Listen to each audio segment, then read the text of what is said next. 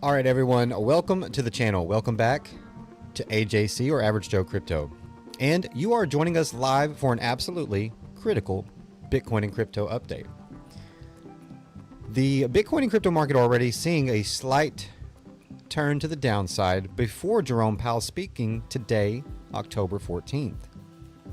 And today, all eyes are going to be on Jerome Powell's huge announcement. We're going to break down exactly what it means for your crypto portfolio, whether we're heading for a Bitcoin crash, or if this could possibly spark the next Bitcoin rally, and even the Ethereum rally to new all-time highs. Stick with us for real-time market analysis, insights, and live reactions to all the urgent news that's impacting crypto prices right now. Don't go anywhere. This is your essential live stream destination for understanding today's volatile digital asset landscape in an easy to understand way for the average investor and trader. Thank you guys for joining us today. Do smash the like button on the way in if you could. It greatly helps the stream. And of course, don't forget to hit that subscribe button. Now, let's get right into it. Jerome Powell is going to be set to speak at the Economic Outlook at the National Association for Business Economics annual meeting in Philadelphia, Pennsylvania today. That is at 12:20 p.m. coming up. So in approximately less than 30 minutes, guys, we're going to be seeing the market reaction to this. So we're going to be monitoring this live on stream and see if we can't dive into exactly what Jerome Powell is going to be speaking about today, which will include, we already have analysts that are predicting what they think may happen and how the markets might react. We already have this happening, so we will take a look at that as well. We have a couple of articles from Reuters and other major news outlets talking about this. Analysts already predicting what they think the market's going to do when Jerome Powell speaks today on the economy.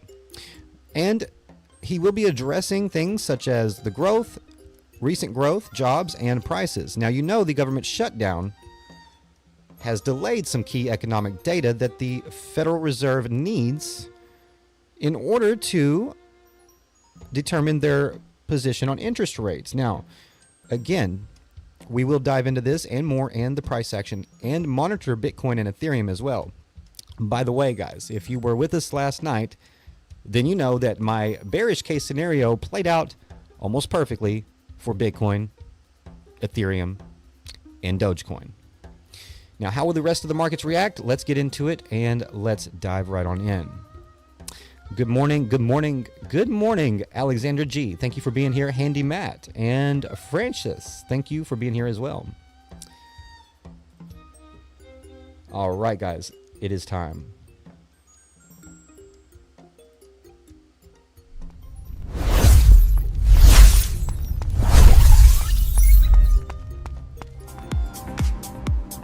Wow, this is incredible. Driving through the future.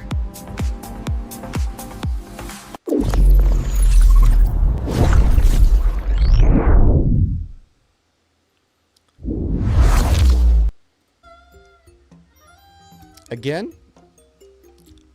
we will be monitoring this as it takes place. And right now, as of right now, we still have a little bit of time to go. But how are the markets shaping up leading into this, right? Well, we've already seen the market take a turn to the downside. We are going to look at the chart here in just a second. So do not go anywhere. Thank you for being here. Smash the like button. But we do have Jerome Powell speaking today at 12:20 p.m. Eastern Time on economic outlook and monetary policy at the National Association for Business Economics in Philadelphia, Pennsylvania. Now, I do believe, I do not know for sure if this will be aired live. If it is not aired live, we will still keep an eye on what he mentions during this meeting or this speech. We will keep an eye on this. I will, in real time, bring this up for us to keep an eye on while we look at the price action. So, again, I'm not sure that this will be live because typically any live event will have the watch live button here where they already have these pre-scheduled. So we will have to wait and see what happens. And these are also certain things to be taken into consideration as well. But we have coming up on the 16th, we have Governor Michael Barr on stablecoins at the 2025 DC FinTech Week in Washington, D.C. So this will be an interesting live event to watch as well. That's coming up on the 16th. All of these things taking place around crypto right now is very important. So how will the Bitcoin and crypto market react to Jerome Powell speaking today on economic outlook and monetary policy?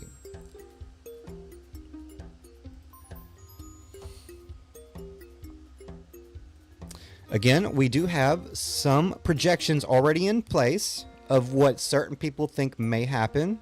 Certain analysts are already predicting what they think will happen and how the market will react. And again, guys, if you think about what the market has already began to do, then, you know, we might have already priced in the move to the downside, right? Depending on how Jerome Powell's stance is on economic outlook today, could determine whether or not this turns into a double bottom for Bitcoin, and we see Bitcoin run up to 118 to 120K. All eyes are on Powell today. Again, thank you for joining us. You don't want to go anywhere. You don't want to miss the market reaction here and the price action coming up. I do believe we will have an interesting day today. It's always pretty interesting whenever Jerome Powell speaks. Whether it's bullish or bearish, we're going to be watching it and keeping an eye on the price right here. Again, we will bounce back here to this quickly and address what certain analysts are projecting may happen leading into and after Jerome Powell does speak.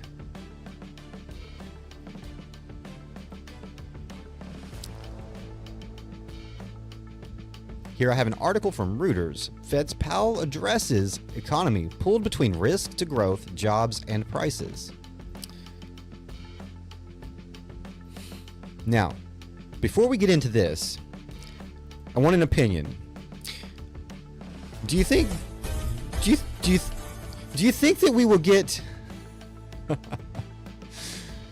which Powell are we going to get today, folks?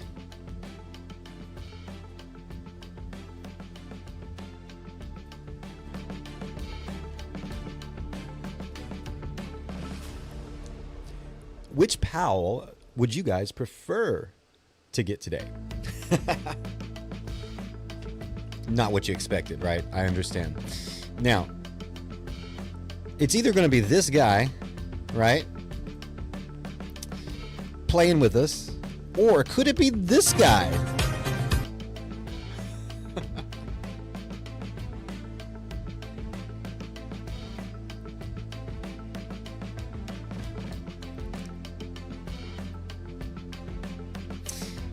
Let's go, let's go, let's go. Which Powell do you guys want to see today? Would you like to see the money printer go burr, pal? Mr. Too Late. Let's go. Alexander G, good to see you. I appreciate you and your support of the channel. Thank you for being a mod.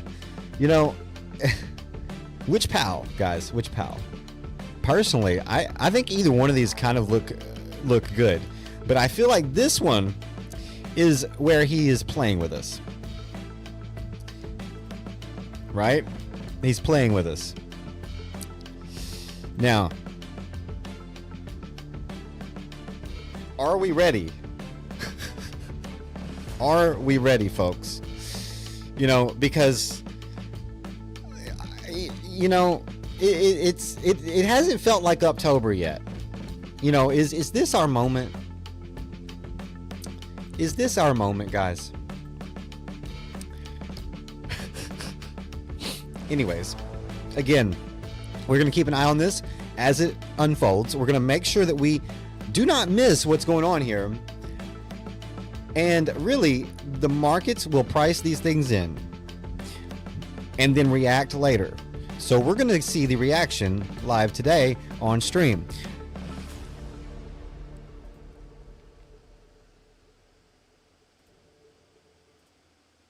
Now let's talk about what some investors and analysts are thinking so far.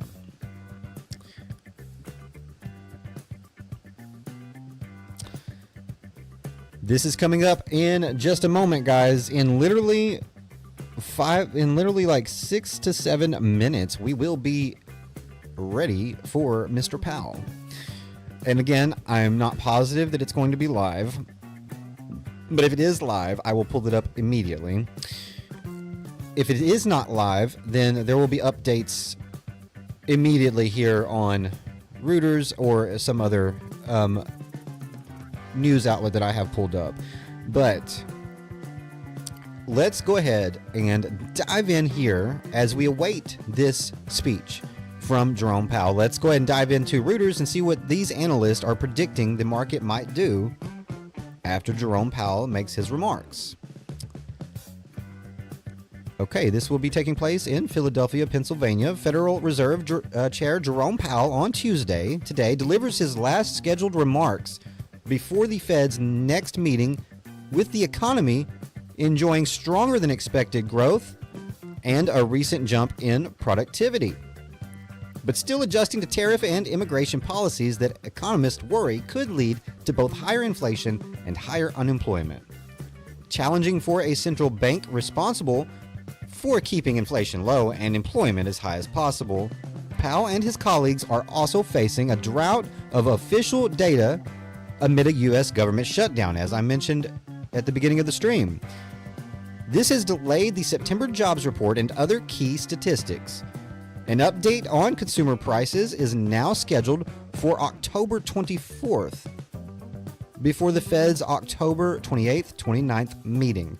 Again, this will be something to pay attention to. I will be covering this for us live here as well. This will definitely be key going into November and December of the end of 2025.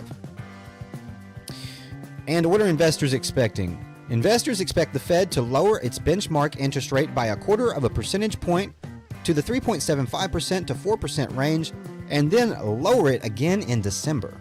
Guys, if we get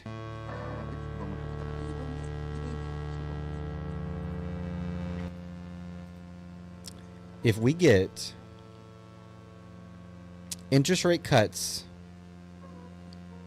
in October, or at the end of if we get interest rate cuts at the end of this month, and then we get interest rate cuts again in December, do we think that this bull run is going to be over this year? I mean, we kind of need to assess the situation, folks, because you remember what happened the last time the interest rates were confirmed. The interest rate cuts were confirmed. You know, if we cut rates again in December, after cutting them at the end of the month, at the Fed's October 28th, 29th meeting, and then again in December, you know, we might be due for this cycle to, you know, we've already heard rumors of this current market cycle for Bitcoin and crypto to go on into Q1 of 2026, maybe even Q2. But at this point, guys, it's looking more and more like that is doable, right? Okay, let's see what it says here. The competing forces in the economy right now have become tangled. There are conflicting forces that are affecting the U.S. economy, in particular with the U.S. economy essentially being constrained by tariffs, also by reduced immigration. Daco said at a meeting of the National Association for Business Economics Conference, where Powell speaks on Tuesday. At the same time, we're seeing a great deal of investment on the AI front. These forces are offsetting one another, not necessarily proportionally, not necessarily at the same time, but I think it's a very interesting duel. How fast the tension resolves into a more consistent view of the economy will be a crucial for coming Fed decisions. Policymakers are divided between those concerned that inflation remains above the Fed's 2% target and is expected to remain so through next year, and those who see the job market at risk of a fast slide. Something's got to give, Christopher Waller told CNBC last week. He noted the contradiction between economic growth estimates getting revised higher, nearing 4% for the third quarter. You can't have negative job growth and 4% GDP growth. The Fed's quarter-point reduction in September was framed as a way to balance potential strains on the job market while still leaving rates high enough to maintain downward pressure on inflation. In the absence of the September jobs report due to the government shutdown, Officials like Waller have noted that an array of private sector indicators have pointed to weak hiring even if none on their own is a perfect substitute for the Bureau of Labor Statistics. Monthly surveys of businesses and households. At the same time, the last report of unemployment rate was 4.3% in August, remained near what's considered full employment. And a Chicago Fed estimate of the September rate indicated it did not... Sorry, I don't mean to sound like a newsroom here. that was not planned. I apologize. By all means, I'm giving you the news, but I'm not a news anchor, okay? I am AJC, baby.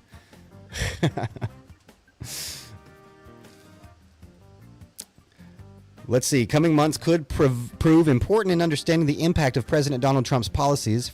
Still evolving tariffs to immigration restrictions to tax changes. Again, coming months could prove important in understanding. And that's what a lot of people, I do believe, misunderstand, is that we won't notice the effects of a lot of these things right away. A lot of these things we will not see the effects of until, on down the road, right? We won't know the outcome.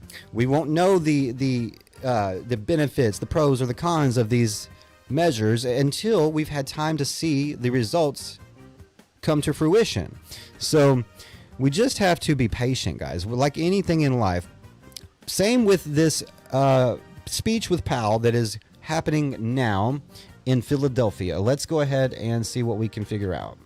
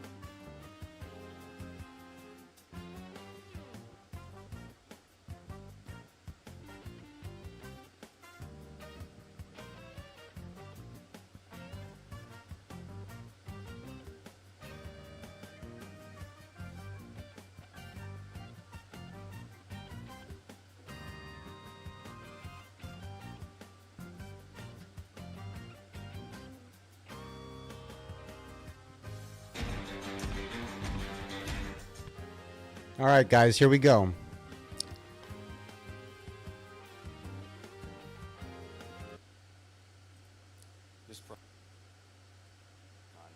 anywhere. It's for the Adam Smith Award. For me, it's an unexpected honor just to be mentioned alongside many of your past recipients, including particularly my predecessors, Janet Yellen and Ben Bernanke. So thank you very much for this recognition. I will say, on a more personal note, I have greatly enjoyed my regular visits to your annual meeting and your conferences. It's really been my favorite venue all these years. It's a place...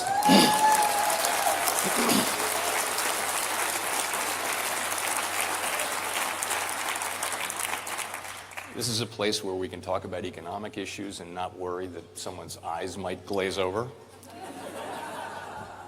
I also appreciate the warm welcome I've always received here. And putting Fed staff aside for a minute, I can't think of a more lovable group of econ nerds anywhere.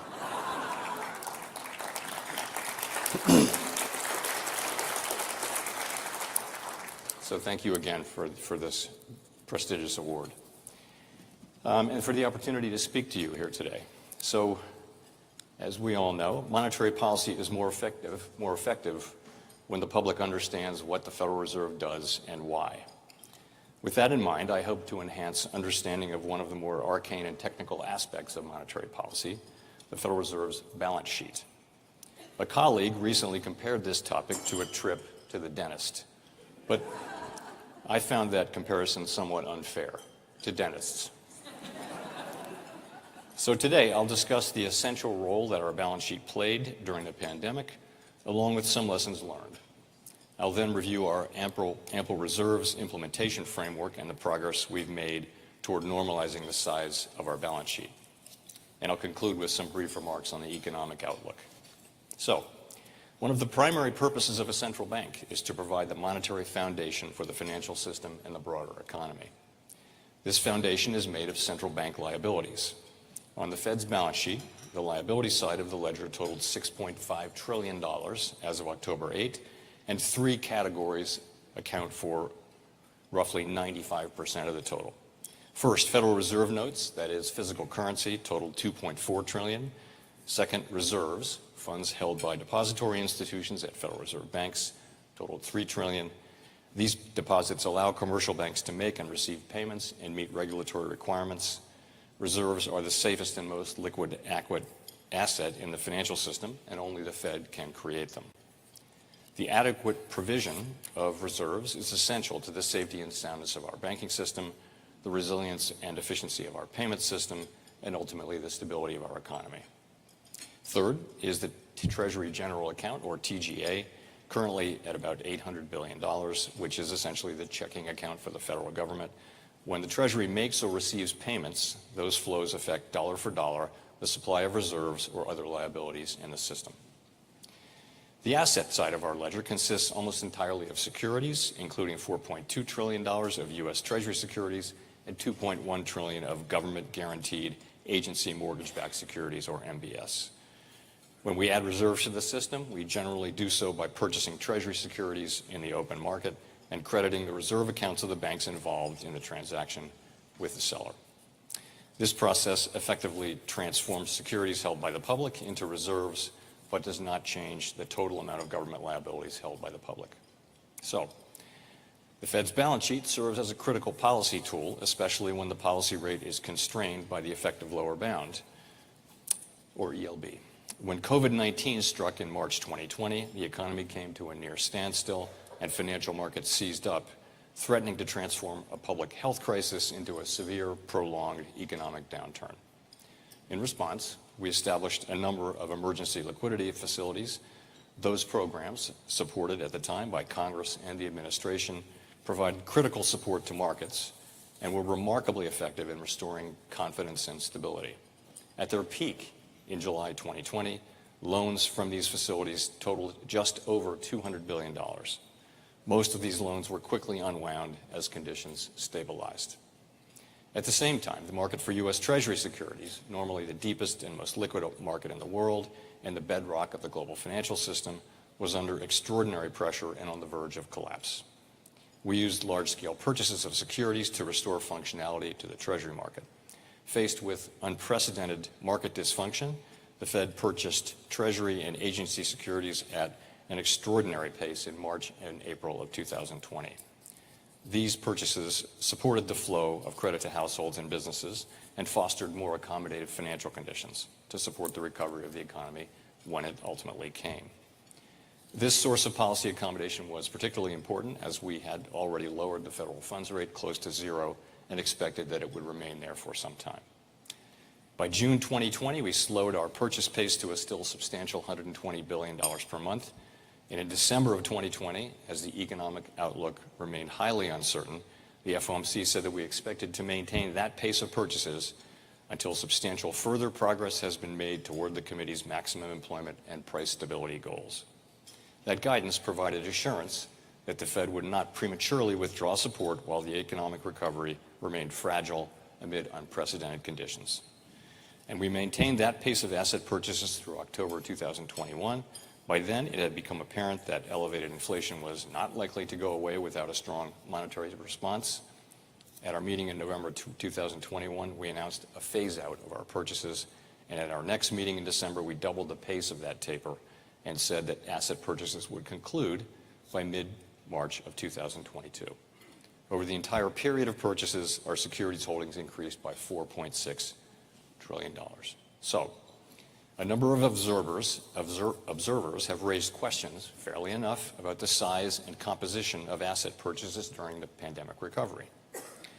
Throughout 2020 and 21, the economy continued to face significant challenges as successive waves of COVID caused widespread disruption and loss. During that tumultuous period, we continued to purchase in order to avoid a sharp, unwelcome tightening of financial conditions at a time when the economy still appeared to be highly vulnerable. Our thinking was, was informed by recent episodes in which signals about reducing the balance sheet had triggered significant tightening in financial conditions, and we were thinking of the events of December 2018 as well as the 2013 taper tantrum. Regarding the composition of our purchases, some have questioned the inclusion of agency MBS purchases given the strong housing market during the pandemic recovery. Outside of purchases aimed specifically at market functioning, MBS purchases are primarily intended, like our purchases of Treasury securities, to ease broader financial conditions when the policy rate is constrained by the effective lower bound. The extent to which these MBS purchases disproportionately affected housing market conditions during that period is challenging to determine. Many factors affect the mortgage market, and many factors beyond the mortgage market affect supply and demand in the broader housing market. With the clarity of hindsight, we could have, and perhaps should have, stopped asset purchases sooner. Our real-time decisions were intended to serve as insurance against downside risks. We knew that we could unwind purchases relatively quickly once we ended them, which is exactly what we did. Research and experience tell us that asset purchases affect the economy through expectations regarding the future size and duration of our balance sheet, so that when we announced our taper, market participants began pricing in its effects, pulling forward the tightening in financial conditions. Stopping sooner could have made some difference, but not likely enough to fundamentally alter the trajectory of the economy. Nonetheless, our experience since 2020 does suggest that we can be more nimble in our use of the balance sheet and more confident that our communications will foster appropriate expectations among market participants, given their growing experience with these tools. Some have also argued that we could have better explained the purpose of asset purchases in real time. There's always room for improved communication, but I believe our statements were reasonably clear about our objectives, which were to support and then sustain smooth market functioning and to help foster accommodative financial conditions.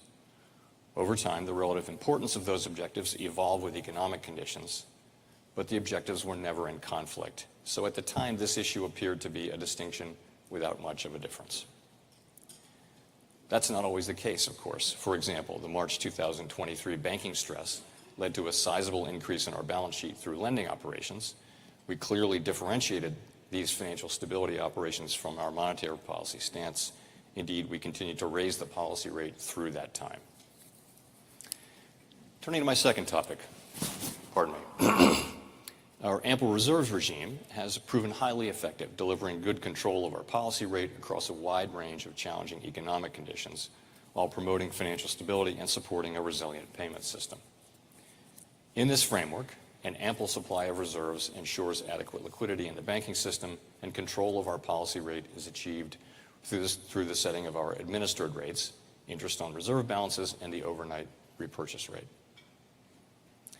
Reverse repo rate, rather. This approach allows us to maintain rate control independently of the size of our balance sheet. And that's important given large unpredictable swings in liquidity demand from the private sector and significant fluctuations in the autonomous factors affecting reserve supply, such as the TGA. This framework has proved resilient whether the balance sheet is shrinking or growing. Since June 2022, we've reduced the size of our balance sheet by $2.2 trillion, from 35% to just under 22% of GDP, while maintaining effective interest rate control. Our long-stated plan is to stop balance sheet runoff when reserves are somewhat above the level we judge consistent with ample reserves conditions. We may approach that point in coming months, and we are closely monitoring a wide range of indicators to inform this decision. Some signs have begun to emerge that liquidity conditions are gradually tightening, including a general firming of repo rates, along with more noticeable but temporary pressures on selected dates. The committee's plans lay out a deliberately cautious approach to avoid the kind of money market strains experienced in September 2019. Moreover, the tools of our implementation framework, including the standing repo facility and the discount window, will help contain funding pressures and keep the federal funds rate within our target range through this transition to lower reserve levels. Normalizing the size of our balance sheet does not mean going back to the balance sheet we had before the pandemic. In the longer run, the size of our balance sheet is determined by the public's demand for our liabilities rather than by our pandemic-related asset purchases. Non-reserve liabilities currently stand about $1.1 trillion higher than just prior to the pandemic, thus requiring that our securities holdings be equally higher. Demand for reserve. Okay, if there's one AI site builder you need to meet, it's this dope tech from Wix.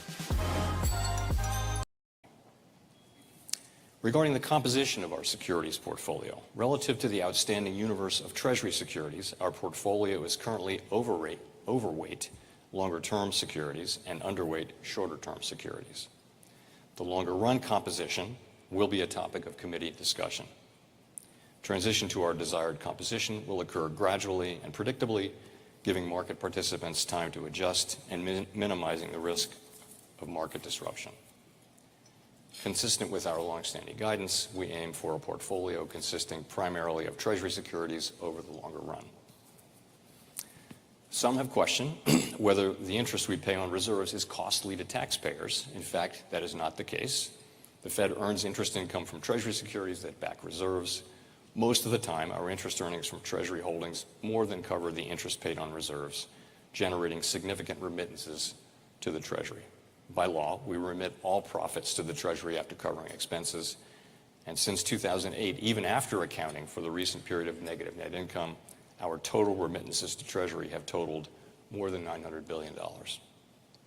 While our net interest income has temporarily been negative due to the rapid rise in policy rates to control inflation, this is highly unusual. Our net income will soon turn positive again, as it typically has been throughout our history. Of course, having negative net income has no bearing at all on our ability to conduct monetary policy or meet our financial obligations. If our ability to pay interest on reserves and other liabilities were eliminated, the Fed would lose control over rates. The stance of monetary policy would no longer be appropriately calibrated to economic conditions and would push the economy away from our employment and price stability goals. To restore rate control, large sales of securities over a short period of time would be needed to shrink our balance sheet and the quantity of reserves in the system. The volume and speed of these sales could strain Treasury market functioning and compromise financial stability. Market participants would need to absorb the sales of Treasury securities and agency MBS, which would put upward pressure on the entire yield curve, raising borrowing costs for the Treasury and private sector. Even after that volatile and disruptive process, the banking system would be less resilient and more vulnerable to liquidity shocks. The bottom line is that our ample reserves regime has proven remarkably effective for implementing monetary policy and supporting economic and financial stability. So I will close with a brief discussion of the economy and the outlook for monetary policy. Although some important government data have been delayed due to the shutdown, we routinely review a wide variety of public and private sector data that have remained available. We also maintain a nationwide network of contacts through the reserve banks who provide valuable insights which will be summarized in tomorrow's Beige Book. Based on the data we do have, it's fair to say that the outlook for employment and inflation does not appear to have changed much since our September meeting 4 weeks ago. Data available prior to the shutdown, however, show that growth in economic activity may be on a somewhat firmer trajectory than expected. While the unemployment rate remained low through August, payroll gains have slowed sharply, likely in part due to a decline in labor force growth due to lower immigration and lower labor force participation. In this less dynamic and somewhat softer labor market, the downside risks to employment appear to have risen. While official employment data for September are delayed, available evidence suggests that both layoffs and hiring remain low, and that both households' perceptions of job availability and firms' perceptions of hiring difficulty continue their downward trajectories. Meanwhile, 12-month core PCE inflation was 2.9% in August, up slightly from earlier this year, as rising core goods inflation has outpaced continued disinflation in housing services. Available data and surveys continue to show that goods price increases primarily reflect tariffs rather than broader inflationary pressures. Consistent with these effects, near-term inflation expectations have generally increased this year, while most longer-term expectation measures remain aligned with our 2% goal. Rising downside risks to employment have shifted our assessment of the balance of risks. As a result, we judged it appropriate to take another step toward a more neutral policy stance at our September meeting. There is no risk-free path for policy as we navigate the tension between our employment and inflation goals. This challenge was evident in the dispersion of committee participants' projections at the September meeting. And I'll stress again that these projections should be understood as representing a range of potential outcomes whose probabilities evolve as new information informs our meeting-by-meeting approach to policymaking. We'll set policy based on the evolution of the economic outlook and the balance of risks rather than following a predetermined path. And with that, thank you again for this wonderful award and for inviting me here today. I look forward to our discussion. Thank you.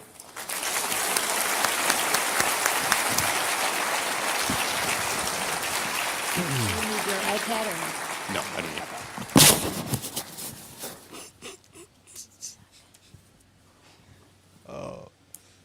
He jumped, man. He jumped when he hit that microphone. Thank you, Chair Powell, for the Oh, is that? excellent remarks who I think it in is? the Adam Smith address. And we will have about half an hour for questions. So Sounds like a long should have time. talked longer. So let me start with, before I go to some of the questions coming in from the audience, and do use the Connect app to generate those. You have said, and you repeated again here, that there are no risk-free paths for the Fed now. So in light of that, and in particular, with where the recent inflation data are running, let me group this with some of the questions that we're seeing coming in on the app as well. Obviously, always data dependent. But thinking about the dual mandate of maximum employment and face. price stability, how concerned He are really you looks like he that don't wanna be there, man. If the rate of pass-through of tariffs is slower, that might begin to look like Here we go. more Here's where it's gonna persistent get good. inflation, as opposed to a one-time. Ask him some if the good tariff questions, adjustment please. came through all at once, and then it would be quite clearly a. He one-time definitely price level eye-rolled. shift. So that's certainly a risk. As I mentioned, there really isn't a risk-free path now since it appears that inflation certainly is running above our target and appears to be continuing to increase quite gradually, but increase. It's still on the way up.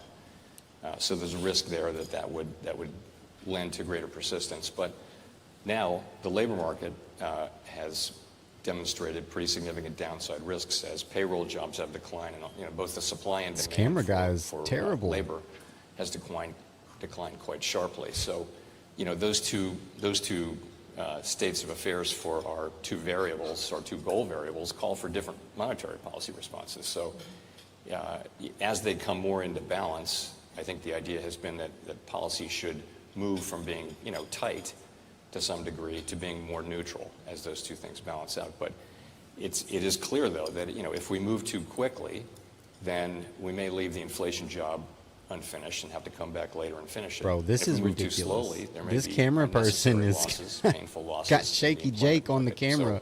So we're in the Oh difficult my situation gosh, of bro. balancing those two Shaky things. I Jake. think for the last few months, we've been able to maintain a restrictive stance because the labor market was still pretty solid. I think that the data we got right after the July meeting showed that, which adjusted back all the way through May, showed that the labor market has actually softened pretty considerably and puts us in a situation where the two risks are closer to being in balance. Let's move to the other risk then and talk about employment a little bit. We had Anna Paulson here yesterday, and she spoke about the break-even unemployment or break-even employment growth rate, and that's a question from the audience as well. So I believe she said that it's certainly lower than it was, and the standard error around those estimates probably includes some numbers that might even be negative. Where do you see the monthly break-even employment growth rate at this point? I'm not going to try to give you a pinpoint number, but as you pointed out, the standard error around these things is 50,000 plus or minus, something like that. And that would certainly, I think the range of plausible numbers for the break-even rate is probably does go below zero, accounting for those standard errors. It's clearly come down a great deal, and that's what's so challenging about this is that both supply and demand in the labor market have come down so sharply, so quickly, and the fact that the unemployment rate has barely moved is kind of remarkable in and of itself, and suggests that they're moving at roughly the same pace. Although, of course, the unemployment rate has ticked up, which suggests that demand is moving a little faster than supply. I wouldn't want to point to a specific number other than to say that it's come way down. And there are many, many estimates out there. By the way, there are many ways to calculate it, so you're going to get different estimates. We're certainly in a volatile and changing environment.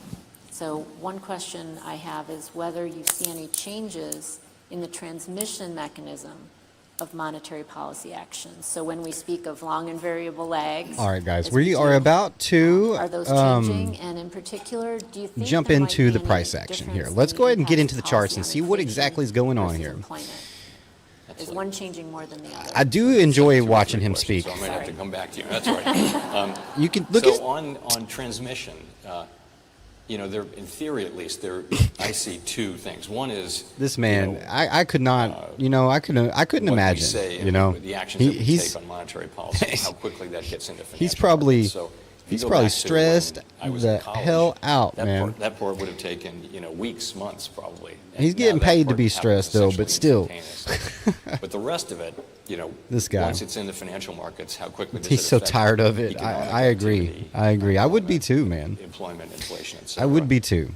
I think that's more dependent on the conditions in the economy. For example, All if you right, all take right, all the, right. So, guys, we are going to take a look at group Bitcoin. of people We're going to with take a look at extremely Ethereum. low rate We're going to take a look at mortgages, Dogecoin because right? And even, so the price cut action rates, that I had but mentioned they're last a long night, way down. it They're basically sort of played out. in a I place mean, where it's gonna almost be to a T. expensive to take So out we're going to talk to about move it. and to take out a much higher rate mortgage, even We're assuming going to get into significant it. numbers of cuts. So that is probably XRP. blunted Francis, the, I appreciate you being here. I might look at XRP transmission if we of have lower time for rates sure. into that part of the I am going to go ahead and get, But we've heard enough, pal, right? We've heard enough. Don't forget to hit the subscribe button if you haven't yet and smash that like button for us. It is greatly, greatly appreciated.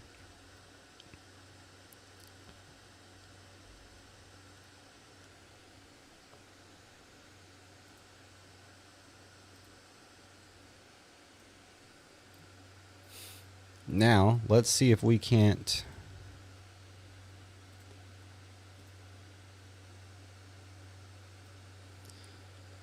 see what exactly is going on here.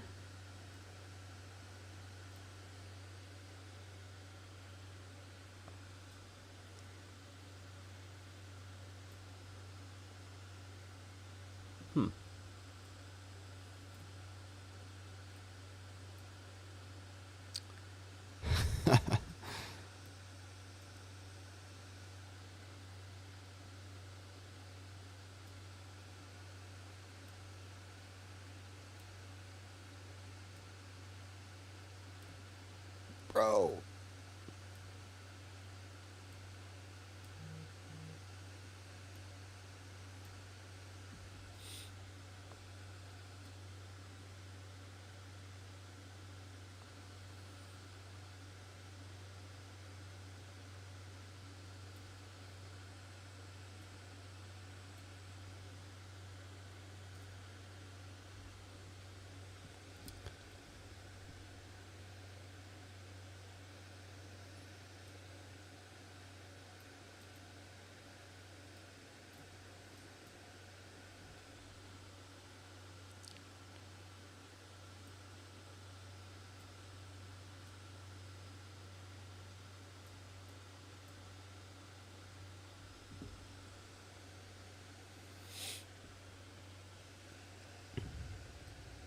All right, guys. So again, just as we talked about last night in last night's stream, I think that we were already expecting hawkish, right? I think that the market and investors, traders, we seen Bitcoin, we seen Ethereum, we seen the market dip. But you guys remember what I said, right? I said, if we can't get back inside that box right here, and we come on down, we will come into this box, which was the measured move here to the downside. And so far, Bitcoin has done that. Look, we bounced, and you can see not only did we bounce right into the box, but look at the top of the box. It played out perfectly as resistance, okay? So look, just like I said, when we couldn't get back into this box, we got rejected here. We came down into this box, and then that became resistance. Now, we did lose that support there, right? We did lose this support, and we came down and dipped to make a bottom there. But where did we go? We went to $109,800, and guys, that was honestly my target to the downside if we lost the support in this second box, right?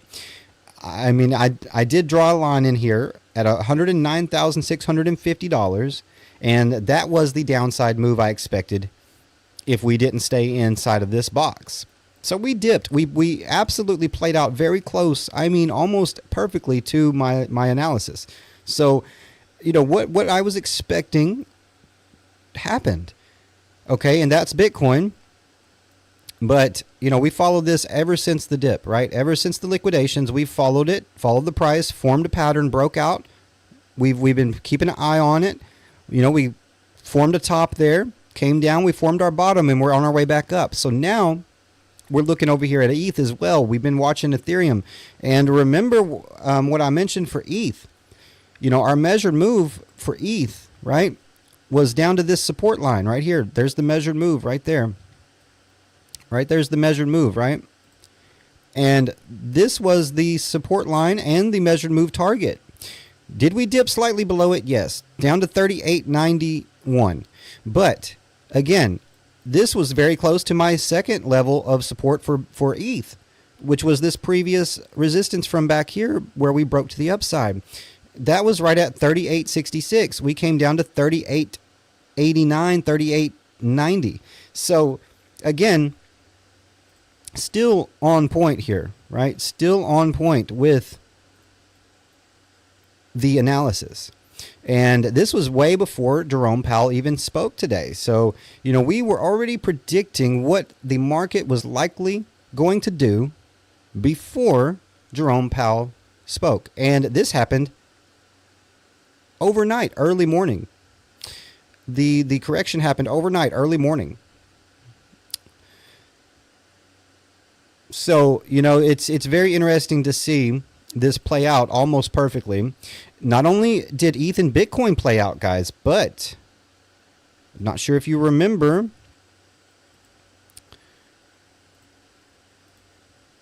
but Dogecoin, guys, okay? My Dogecoin target is something we need to talk about as well, because it played out even better than Bitcoin and Ethereum. If you remember, I had this measurement in here of the wedge, okay, because I did have two patterns going for Doge. Two patterns going for Doge, right? We had the channel measured move right here, which was 19.5 cents. And we had the wedge or asymmetrical triangle pattern measured move, which we did fake out to the upside. But that measured move also around 19.4. Look, 19.4. And where did we go to? 19.4. 19.356. But basically, we came down to my measured move targets. It played out beautifully. It played out perfectly, guys. 100%. So, As of right now, we are rebounding from those targets, that low, and bouncing off of previous resistance as support. And we're getting a move to the upside after Jerome Powell has spoke. Now, we were already down here forming a bottom when Jerome Powell started to speak. So it looks as though the market is now attempting to react bullishly here. Of course, we are not talking about a major interest rate cut announcement or anything like that, right? We're not talking about anything that's going to really just give us some extra volatility. We've already had enough of the volatility with the liquidations, right? So right now we are waiting to see whether or not it's going to hold. Because again, remember I told you guys last night, Bitcoin has to hold 115,000. We're going to have to hold above 115, 114 for sure. And right now, we are not. Right now, we're getting rejected at 113. So we absolutely need to see Bitcoin hold some of these key support levels before we can, continue.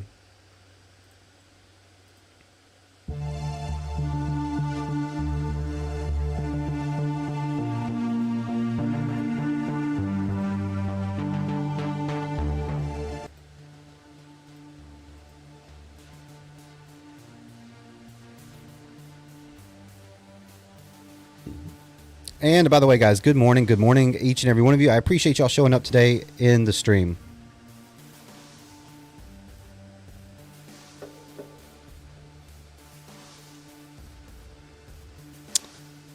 Still hard to believe that we, I don't know.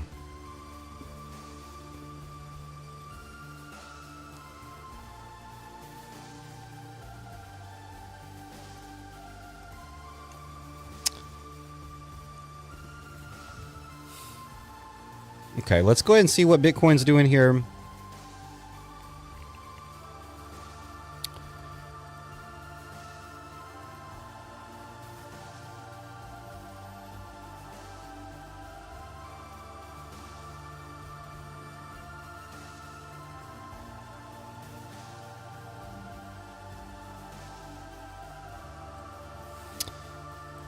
Ooh.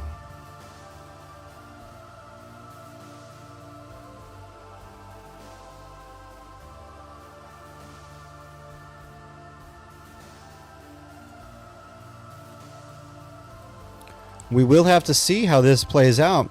I do think that we came down nicely here for a double bottom, though. What do you guys think? I think we're looking juicy right here.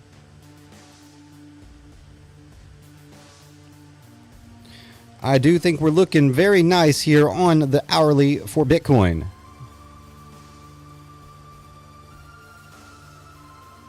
Double bottom action attempting to play out.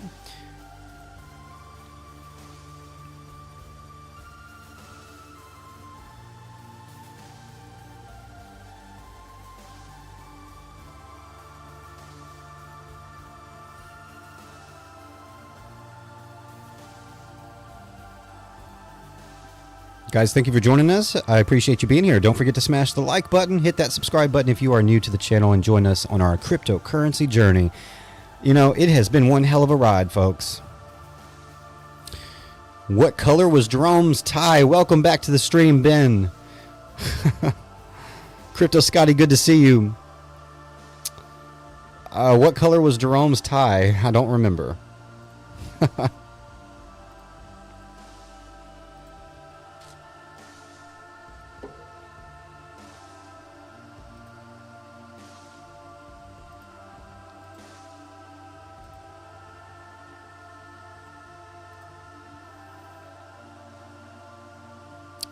Short term was definitely a top right here. That's definitely a top. Very, very much so. We are getting a bounce down here off of that support line I just drew in. Can it hold?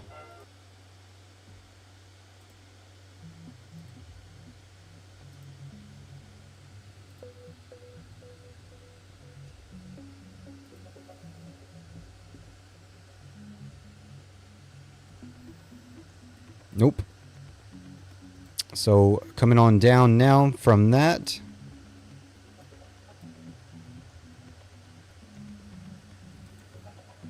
Bitcoin getting rejected there by that previous support. I mean, Ethereum getting rejected by previous support.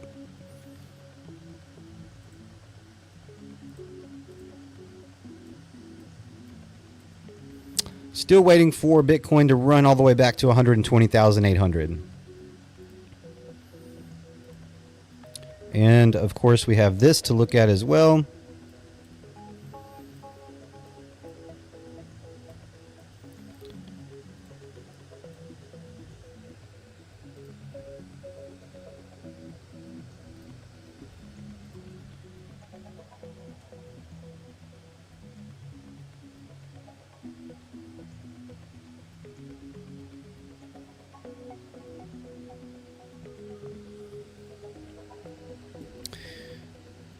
So we are going to just have to wait and see what the market decides to do here.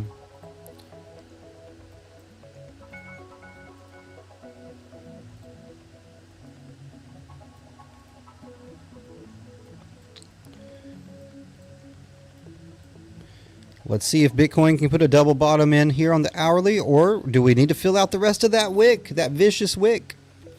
Maybe we can get a double bottom in here. Guys, I do appreciate you guys showing up today and spending some time with me and, you know, watching Jerome Powell speak. I will be live again. I may try to go live tonight. If not possible tonight, I will be live tomorrow. And I will do my best to, you know, be here as much as I can. Okay? I'll be here as much as I can. If not on a live stream, on a video or something. And, you know, we're going to keep on pushing and keep on keeping on, man. And, again, we're going to make it, okay? We're going to make it. You know, this Bitcoin is at 112K. Again, Bitcoin is at $112,000. So, you know what I'm saying? It's what a crash, man. What a crash. What a massive, massive crash. You know, the only people I think really, truly freaking out over this, obviously over-leveraged people, people risking more than they can afford to lose, and, of course, people that haven't been in crypto for very long. Like, if you've been in crypto since Bitcoin was like 5,000 per coin, or if you've been in crypto since before Bitcoin was 5K, like, I can remember Bitcoin being $5,000. You know? I mean, so, you know, for us to be freaking out, Bitcoin is at $110,000, $111,000, $112,000. You know, it's still above 110. You know, goodness, it's still above 100, but it's still above $110,000. You know, I will say there was a moment in the last bull market, right? There was a moment, I'll say this and then I'll go. But there was a moment in the last bull cycle where I did get completely pump faked out. There was a moment where, and I'm not going to lie, it felt kind of like this moment. It did. It felt kind of like we're already in that phase of the market where, I don't know if it's euphoria. This is not the euphoria stage, obviously, but there was a stage in the last market cycle where I don't know if it was the hopium stage or what stage of the market cycle it was, but I can remember just feeling like, Greenfinger says, watch the CoffeeZilla vid. I still got to watch that. I kept feeling like, you know, things were going to get better. Things were going to, reverse. And after we had a big drop from all-time highs, I kept thinking, you know, it's still pretty high. You know, it's okay. Everybody else was thinking the same thing. It was, you know, like we're good. And then all of a sudden, all out bear market, right? So are we at that stage in the cycle? My gut says no, right? We have likely have interest rate cuts coming in December. There's a lot of bullish crypto legislation that still hasn't passed yet, that is still being looked at going into 2026 now, possibly not seeing that legislation passed until Q1 2026. So it's hard for me to think that just because of the tariff and trade war fears and that cause these liquidations. It's hard for me to believe that that's going to be the end of the bull market, especially considering where we're at price-wise in the cycle. So I don't know. Obviously I don't have a crystal ball. I obviously cannot predict the future. Well, I say I can't predict the future. I've had some pretty good price predictions, okay? But as far as knowing exactly what's going to happen, you've all heard it before. Nobody truly knows now. Nobody truly knows, but we can do our best, man. We can do our best. And it does scare me just a little bit. It does scare me just a little bit.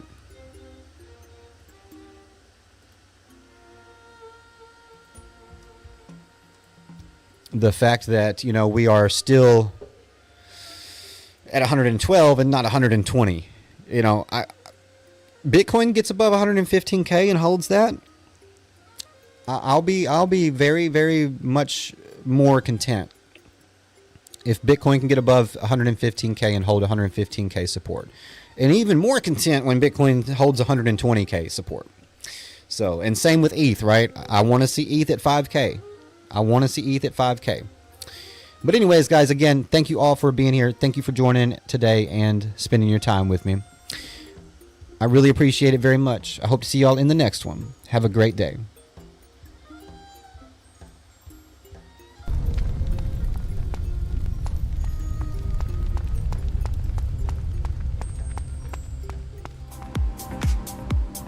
Wow, this is incredible. Driving through the future.